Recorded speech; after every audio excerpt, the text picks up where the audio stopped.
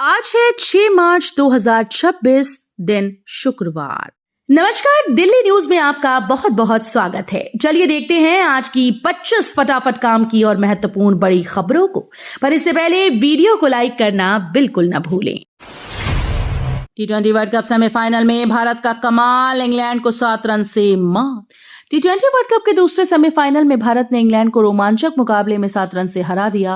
पहले बल्लेबाजी करते हुए भारतीय टीम ने 254 रन का बड़ा स्कोर खड़ा किया। लक्ष्य का पीछा करने उतरी इंग्लैंड की टीम ने कड़ी टक्कर दी, लेकिन 20 ओवर में 7 विकेट पर 246 रन ही बना सकी। दिल्ली के कई इलाकों में 2 दिन पानी की किल्लत, जल बोर्ड ने जारी किया अलर्ट। दिल्ली के कई इलाकों में 6 और 7 मार्च को पानी की सप्लाई प्रभावित रहेगी। दिल्ली जल बोर्ड के मुताबिक अंडरग्राउंड रिजर्वायर और बूस्टर पंपिंग स्टेशन की वार्षिक फ्लशिंग और सफाई के कारण जलापूर्ति अस्थायी रूप से बाधित होगी। इस दौरान दक्षिण और दक्षिण पूर्वी दिल्ली के सीआर पार्क, लाजपत नगर, जंगपुरा, मालवीय नगर, चिराग दिल्ली और ईस्ट ऑफ कैलाश जैसे इलाकों में पानी की कमी हो सकती है।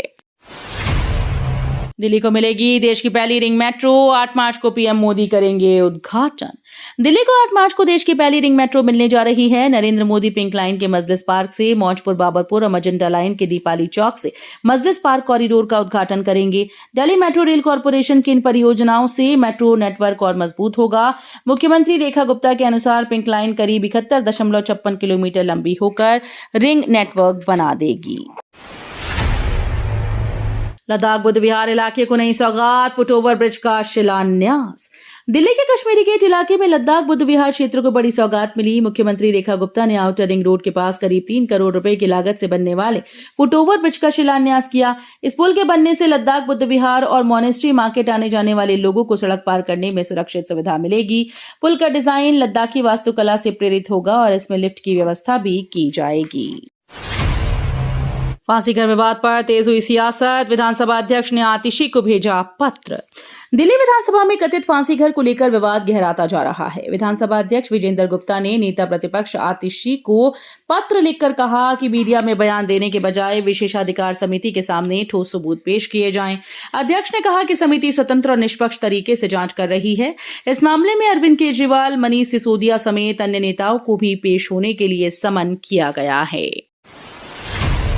रेसकोर्स झुग्गी विवाद, घर खाली करने से इनकार, लोगों ने पंचायत कर लिया बड़ा फैसला।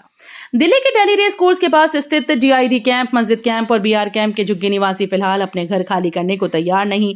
लोगों ने पंचायत कर फैसला लिया है कि जब तक सरकार उन्हें 8 से 10 किलोमीटर के दायरे में पुनर्वास नहीं देती, तब तक वो यहां से नहीं हटेंगे। 717 लोगों को झुग्गियां खाली करने का नोटिस दिया गया था, लेकिन दिल्ली हाईकोर्ट ने फिलहाल 11 मार्च तक इस कार्रवाई पर रोक लगा दी। डीडी हाउसिंग स्कीम 2026, 31 मार्च तक 2000 से ज्यादा फ्लैट्स की बुकिंग का मौका। दिल्ली में घर खरीदने का सुनहरा मौका है। दिल्ली डेवलपमेंट अथॉरिटी की हाउसिंग स्कीम 2026 के तहत 2000 से ज्यादा फ्लैट्स की बुकिंग प्रक्रिया जारी है। कड़कड़डूमा स्थित टावरिंग हाइट्स योजना में 700 से अधिक 2 BHK फ्लैट पहले आओ पहले पाओ के आधार पर उपलब्ध हैं। वहीं नरेला के सेक्टर A1 से A4 में कर्मयोगी आवासीय योजना के तहत 1168 फ्लैट्स की बुकिंग भी खुली है। गरीबों के मुफ्त इलाज पर सुप्रीम कोर्ट सख्त, दिल्ली के 51 अस्पतालों को कंटेम्प्ट नोटिस। गरीब मरीजों को मुफ्त इलाज न देने के आरोप में सुप्रीम कोर्ट ऑफ इंडिया ने दिल्ली के 51 निजी अस्पतालों को कंटेम्प्ट नोटिस जारी किया। कोर्ट ने पूछा कि नियमों का पालन न करने पर उनके खिलाफ अवमानना की कार्रवाई क्यों न की जाए। इसमें sir Gangaram hospital, BLK max super speciality hospital और फोर्टिस एस्कॉट्स हार्ट इंस्टीट्यूट जैसे बड़े अस्पताल शामिल हैं। होली पर दिल्ली पुलिस का एक्शन, 4929 चालान, 1204 वाहन जब्त। दिल्ली पुलिस ने होली के मौके पर सड़कों को सुरक्षित रखने के लिए सख्त अभियान चलाया। विशेष चेकिंग के दौरान कुल 4929 चालान किए गए, जिनमें 1204 लोग शराब पीकर गाड़ी चलाते पकड़े गए और उनके वाहन जब्त कर लिए गए। बाकी 3725 चालान ट्रिपल राइडिंग, बिना हेलमेट और खतरनाक ड्राइविंग के लिए किए गए।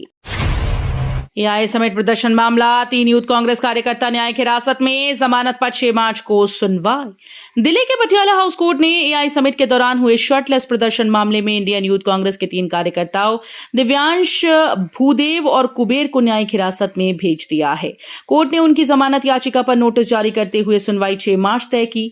दिल्ली पुलिस का कहना है कि जांच अभी शुरुआती चरण में है और फरार आरोपियों की गिरफ्तारी बाकी है।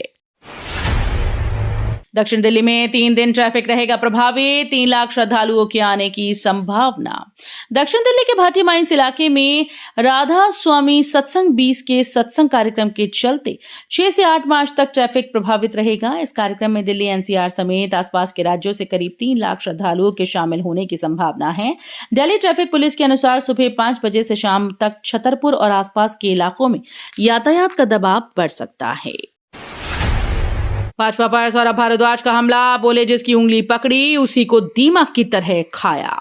सौरभ भारद्वाज ने भारतीय जनता पार्टी पर गठबंधन राजनीति को लेकर तीखा हमला बोला। उन्होंने कहा कि भाजपा पहले क्षेत्रीय दलों का सहारा लेकर आगे बढ़ती है और बाद में उन्हें दीमक की तरह कमजोर कर देती है।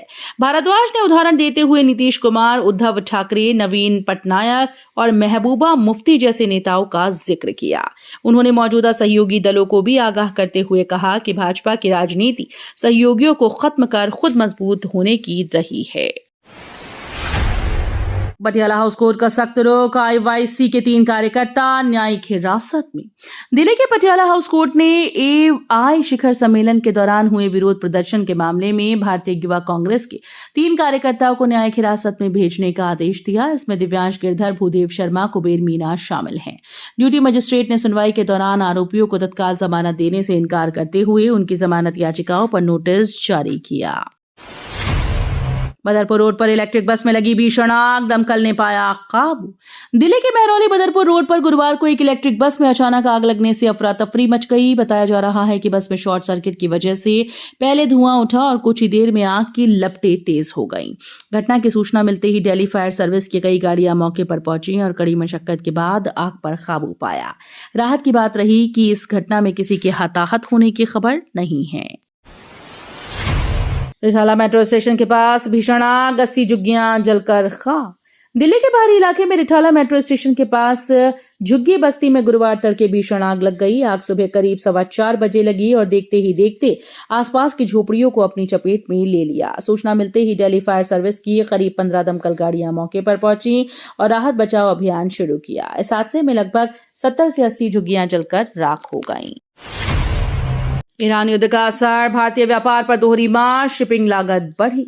मिडिल ईस्ट में बढ़ते तनाव और ईरान युद्ध का असर अब भारतीय व्यापार पर भी दिखने लगा है। समुद्री मार्गों में असुरक्षा के कारण कई शिपिंग कंपनीज जहाजों को केप ऑफ गुड होप के रास्ते भेज रही हैं, जिससे यात्रा 15 से 20 दिन लंबी हो रही है। इसके साथ ही इमरजेंसी कॉन्फ्लिक्ट सरचार्ज लगने से शिपिंग लागत काफी बढ़ गई है। इसका सीधा असर भारतीय निर्यातकों के भुगतान चक्र और नकदी प्रवाह पर पड़ रहा है। खाड़ी देशों में फंसे भारतीयों को लाने के लिए विशेष उड़ानें, एयरलाइंस ने बढ़ाई सेवाएं। पश्चिमी एशिया में तनाव के बीच खाड़ी देशों में फंसे भारतीयों को वापस लाने के लिए विशेष उड़ान सेवाएं चलाई जा रही हैं। Spice jet, air India express, Indigo और आकाशा एयर समेत कई एयरलाइन 7 मार्च तक अतिरिक्त उड़ानें संचालित कर रही हैं। स्पाइस जेट ने संयुक्त अरब अमीरात से भारत के लिए 20 से ज्यादा उड़ानों का शेड्यूल जारी किया। हालांकि मौजूदा हालात के कारण कई अंतर्राष्ट्रीय उड़ानों का किराया दुगने से भी ज्यादा हो गया है। 380 जिलों में लागू हुई अनिवार्य गोल्ड हॉलमार्किंग, ग्राहकों को मिलेगा ज्यादा भरोसा।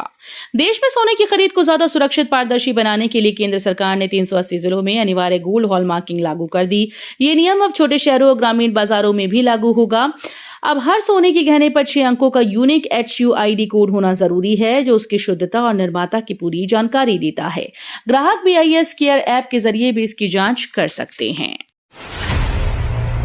दिल्ली एनसीआर में तेज हवाओं से हल्की ठंड, 9 मार्च को छा सकते हैं बादल। इंडिया मेट्रोलॉजिकल डिपार्टमेंट के अनुसार दिल्ली एनसीआर में अगले कुछ दिनों तक मौसम मुख्य रूप से साफ रहेगा। 5 से 9 मार्च के बीच आसमान साफ रहने का अनुमान है। हालांकि 9 मार्च को आंशिक रूप से बादल छा सकते हैं। इस दौरान 15 से 25 किलोमीटर प्रति घंटे की रफ्तार से हवाएं चलेंगी, जो झोंकों के साथ 35 किलोमीटर प्रति घंटे तक पहुंच सकती हैं। तेज हवाओं के कारण दिन में हल्की ठंडक महसूस होगी। 70 की उम्र में भी नहीं रुकी रफ्तार, मैराथन दौड़ेंगी मधु सिंह। मधु सिंह की कहानी साबित करती है कि उम्र सिर्फ एक नंबर है। बुलंदशहर के साधारण से परिवार से आने वाली मधु सिंह ने 50 साल की उम्र में हार्नेस इंडिया के जरिए हैंडीक्राफ्ट एक्सपोर्ट शुरू किया और भारतीय हस्तशिल्प को अंतर्राष्ट्रीय बाजार तक पहुंचाया। 60 की उम्र में उन्होंने क्रॉसफिट अपनाकर एशिया में 5वीं रैंक हासिल की। अब 70 साल की उम्र में वो इंटरनेशनल वीमेन डे के मौके पर मानेसर में मैराथन दौड़ने जा रही हैं। दिल्ली मेट्रो की मजंटा लाइन बनेगी सबसे लंबा रूट, नबी करीम बनेगा अनोखा इंटरचेंज स्टेशन। दिल्ली मेट्रो की मजंटा लाइन जल्दी सबसे लंबा कॉरिडोर बनने जा रही है। दिल्ली मेट्रो रेल कॉरपोरेशन के अनुसार फेज 4 और फेज 5A के प्रोजेक्ट पूरे होने के बाद इसकी लंबाई करीब 89 किलोमीटर हो जाएगी। खास बात यह है कि नबी करीम मेट्रो स्टेशन पर यात्रियों को एक ही लाइन में ट्रेन बदलने की इनलाइन इंटरचेंज सुविधा मिलेगी। इंस्पायर अवार्ड में 3 छात्रों का चयन, वैज्ञानिक नवाचार के लिए मिलेंगे 10-10 हजार रुपए। केंद्र सरकार के विज्ञान और प्रौद्योगिकी विभाग की इंस्पायर अवार्ड मानक योजना 2025-26 में लखनऊ के बख्शी का तालाब इंटर कॉलेज के 3 छात्रों ने शानदार सफलता हासिल की। कक्षा 11 की समीक्षा वर्मा और 10 के आयन सिंह व आदित्य का चयन इस योजना के लिए हुआ है। चयनित छात्रों को अपने वैज्ञानिक प्रोजेक्ट और नवाचार को आगे बढ़ाने के लिए 10-10 हजार रुपए की प्रोत्साहन राशि दी जाएगी। एमपी में 1 लाख कर्मचारियों का कटे वेतन लौटाने पर संकट, सरकार एससी जाने की तैयारी में। मध्य प्रदेश में करीब 1 लाख सरकारी कर्मचारियों के कटे हुए वेतन के एरियर्स लौटाने पर संकट खड़ा हो गया है। जबलपुर हाईकोर्ट ने प्रोबेशन पीरियड के दौरान वेतन कटौती नियम को भेदभावपूर्ण करार देते हुए कर्मचारियों को पूरी राशि लौटाने का आदेश दिया। अब प्रदेश सरकार इस फैसले के खिलाफ सुप्रीम कोर्ट जाने की तैयारी कर रही है। अगर सरकार ऐसा करती है तो करीब 400 करोड़ रुपए के भुगतान की उम्मीदें अधर में पड़ सकती हैं। ट्रिपल एस फॉर्मूले पर यूपी बीजेपी की तैयारी, सरकार संगठन संघ के समन्वय से मिशन चुनाव। उत्तर प्रदेश में चुनावी तैयारी को लेकर भाजपा ने सरकार संगठन संघ के समन्वय को और मजबूत करने की कवायद तेज कर दी। ट्रिपल एस यानी सरकार संगठन और संघ के मॉडल पर रणनीति तैयार की जा रही है। योगी आदित्यनाथ प्रदेश के 6 क्षेत्रों में समन्वयक बैठकों में शामिल होकर पदाधिकारियों और कार्यकर्ताओं से संवाद कर रहे हैं। वहीं मोहन भागवत के हालिया दौरे के बाद संगठनात्मक मुद्दों पर भी चर्चा तेज हुई। नया आगरा में बनेगा green tourism hub, boating walkway और दुर्लभ पेड़ पौधों से सजेगा क्षेत्र। आगरा में विकसित होने वाला नया शहर पर्यटन और मनोरंजन का बड़ा केंद्र बनने जा रहा है। यमुना एक्सप्रेसवे औद्योगिक विकास प्राधिकरण के मास्टर प्लान 2041 के तहत यहां 823.7 हेक्टेयर में ग्रीन रिवर बफर जोन तैयार किया जाएगा। इस क्षेत्र में बोटिंग, सुंदर वॉकवे, रंग बिरंगे फूल और दुर्लभ पेड़ पौधों से सजे गार्डन बनाए जाएंगे। नया आगरा 3 चरणों में विकसित होगा। तो ये थी आज की बड़ी खबरें। रोजाना ऐसे ही सबसे पहले अपडेट पाने के लिए चैनल को सब्सक्राइब करना बिल्कुल न भूलें। धन्यवाद।